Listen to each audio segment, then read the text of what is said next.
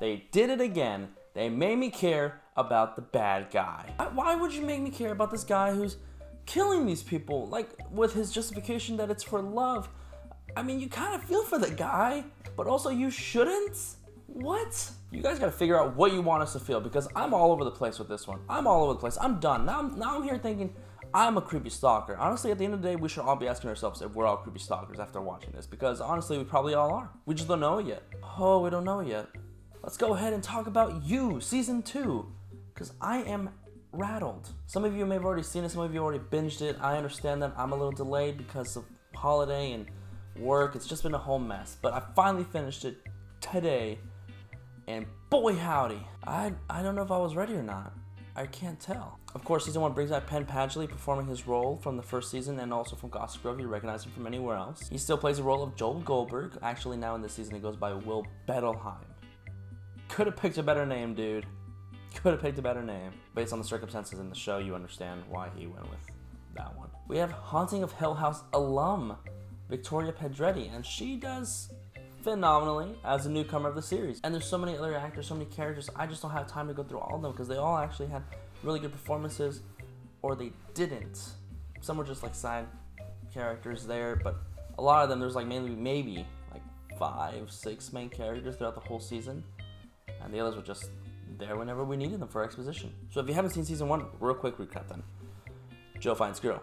Joe falls for girl. Joe makes girl fall for him. Happy. Breakup. Oh no, what's going on? Trying to move on. Gets back with girl. She finds out. He moves on. And so Season 2 basically picks up, there's no specific time jump here, but it picks up after Season 1 basically. He's moved to LA. He's trying to make a new life of himself, and then he meets this new girl. Her name is conveniently Love. Love. Love. That's lazy writing. It works with the essence of the very first episode where he's talking about love. He's talking about how he can't feel that anymore. And then he meets a girl named Love. It kind of works, but then it just drags on like, wow, your parents really didn't like you. Because her brother's name in the show is 40. Spelled out. And this season is really good, actually. I think it's just as good, if not slightly better than the first season. It's one of those second seasons where it's just like, okay, I'm officially here. Let me see what Season 3 has to bring. But the problem is that with this show, it kind of bounces back. It kind of repeats the same notes of the first season, okay? It kind of goes with the same beats that it goes through in the first one. So it's like he finds girl, talks to girl, gets girl, there's a breakup, and then there's a whole series of events after that. And it's kind of like a repeat of Season 1, but somehow it's also not. It does its own thing with that kind of stylization, and it builds off that, and it like really actually flows really well. It works pretty good. And then again, with the main problem here is that it makes us feel for the bad guy again. Why would you do that? There's points throughout the season where you're just like, that's cool, that's new, I like where you're going with this. Where did you come up with that idea? Why would you come up with that idea? We don't need that. We don't need to ever see that. This gets pretty dark, okay? So it's like really smart, dark, twisted, clever. And there are plenty of twists in this show. There's plenty of twists in this series, this season alone. There's like so many twists. I can't even tell you how many. I tried counting. There was 1, and then it jumped all the way to like 11. I don't have enough fingers to count to that. So there were so many side characters that they were just being thrown in there sporadically that at some point there's some that just disappear altogether. They just poof, gone. And you're like, okay, well, where do they go? I'm kind of curious, but also I really didn't care about them enough to actually care.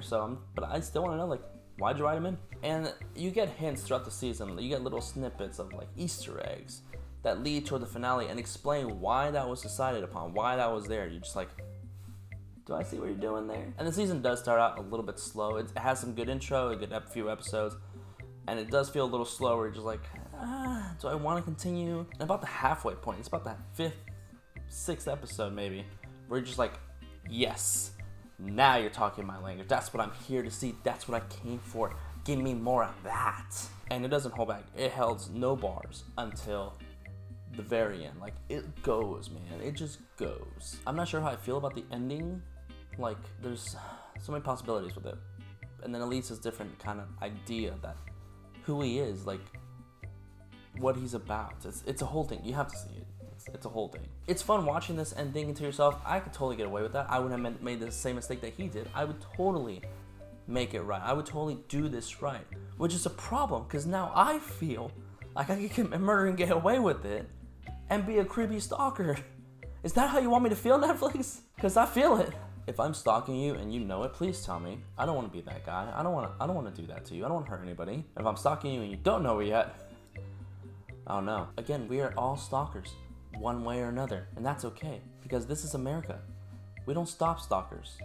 We write books and make movies about them. It's time for my review consensus, whatever you want to call it, I don't know. You, season 2, I'm gonna go ahead and say, you can binge it. I recommend binging it. At first I was gonna say, take your time, because the first few episodes, it was taking its time, but then eventually when it kicked off, I figured, you know what? Might as well get it all out of the way.